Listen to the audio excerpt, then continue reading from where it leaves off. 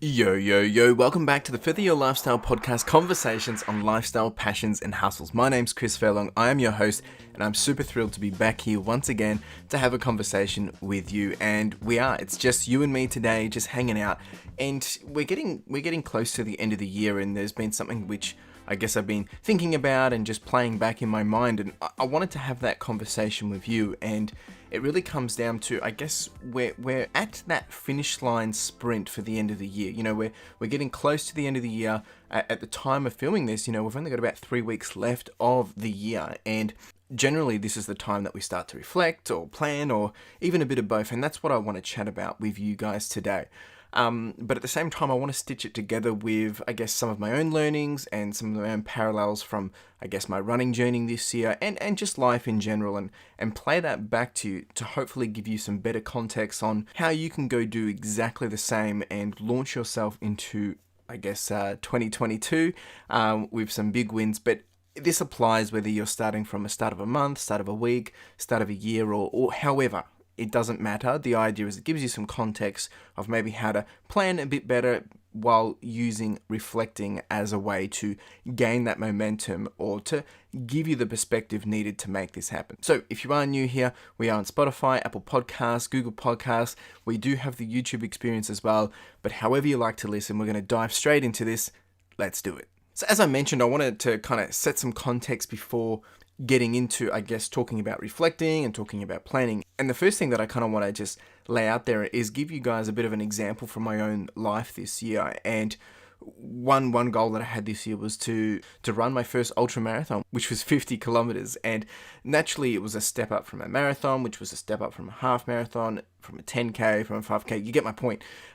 So it's been a long time coming. It's come, you know, it's taken me 5 years to get to this point. But now to reach the goal and even give myself, I guess, a chance to even attempt it, it required me to put in a lot of blood, sweat, and tears, and a whole bunch of consistency of weeks of training, maintenance, and effort. And there was a plan, obviously, to make that happen across 28 weeks. But there was an action. There was steps in place to enable me to repeat those actions, but also go back and apply some learnings and, you know, continue to I guess, rinse, wash, and repeat kind of style. So after 28 weeks and 1,100 kilometers, you know, I was able to do my 50-kilometer ultra marathon, and I did it. But I think what is really important here is breaking that down. Is 1,100 kilometers over 28 weeks. What does this even work out to be? Well, it works out to be about 10.5 kilometers per run. It averages out to be about 39 kilometers per week. That's about 4 runs a week. We're talking roughly 7 half marathons, not including longer runs than the half marathons. We did about 16,000 meters elevation. But these are all numbers, and there's many more numbers. But the point here is they were all numbers which could be, I guess, broken down into easier consumption, enabling me to take action or to consume in a more easier way to help me take action. And this is where reflecting and planning come in. So when we talk about reflecting, you know, we're at the end of the year, maybe at the end of the month, or however you want to apply it. But in this case, we're talking from a year perspective. When you look back over the year, when you look back over this year, to see how far you've come, you really need to understand, well, what was your baseline? What are you comparing to? Where have you come from? What have you started with? And, you know, this might be a sales number. It might be what an average week looks like for you in terms of, is it a workout? Is it from dollar figures? Is it from getting things done? Is it a rep count? Is it a kilometer distance? Is it a monthly result? Is it a client interaction, or how many clients you've won or signed? Is it a number of downloads? Maybe you have a podcast and you're trying to hit a certain download count. But what is it that you can compare to see how far you've come? And if you don't have a baseline, you need to plan for one for 2022. This way you can track and see the growth. But another example of this is, I mean, I love to track everything. And if anyone is following me on my personal journey, you know, I do. I track all my sales in my reselling business. I track all my running. I track my share portfolio. And the share portfolio one is a great example because I've always tracked my shares, but, you know, using an app. But what I wanted to do this year was actually every single day is see the change in that share portfolio. So I tracked the daily results, and it wasn't a total of 365 days, but it's probably going to work out to be about 300 days worth of tracking. But what this does is it gives me a bit of an idea of what to expect. Not saying that this can predict it, but it also gives me some level of confidence. And this year, on average, I made about 0.12% increase per day. Per day. And based on that, it worked out that I've basically earned around $388 every day for the last year. And that adds up and it pays quite well. But when it comes to reflecting, if you know where you've started and you can go back and have a look and see, you can then actually start to understand, well, actually I've come quite a far way. And if you haven't done that, and maybe you're getting to the end of the year and you're feeling like, I don't know what I've achieved, I don't know what I've done, this is why it's so important that when you are going on a journey that you do document. It doesn't have to be for everyone, but for yourself. Whether it's putting it in a journal, whether it's putting it on an Excel sheet or tracking it over time. However, just something so it gives you a baseline and something to show you how far you've progressed. Otherwise, it can be quite difficult to actually look back and really pinpoint or capture and see how far you've come. But I think regardless, if you actually do take the time and go back and just, whether it's via Instagram or whether it's just by, I don't know, you'll have to find some means what's relevant to you and just see what were you doing at the start of the year? What were things that were happening? What were you doing in your job? Who were the people in your life? How much money were you earning? Or were you running? Or were you doing this hobby? How much time were you spending with your family? How much time were you working on your side projects? If you can go back and really put that into perspective back in the first quarter of the year, and then start to look at, well, what are you doing now? And compare those numbers, compare those notes, compare that data, you'll start to be able to reflect. Now, this reflection will obviously reveal one or two things. You've either gone up or you've gone down, or maybe you haven't changed. Regardless, you can leverage that to then go into the new year and plan accordingly. And I'm not here to tell you that you should have achieved X or you should have achieved Y. What I'm here to tell you is that we are capable of achieving whatever we want if we set out a plan. And having that plan enables you to have some momentum, gives you a bit of a North Star and something to keep you on track. And that's where the planning point of this all comes in. If you've reflected on the growth for this year, if you've reflected on the year, you can now leverage this to plan for your next goal or 2022. And it's all about setting a baseline, setting your starting line. Where are you starting from in 2022? Or where are you starting from next week? Or where are you starting from next month? However you want to look at it. Where do you want to go?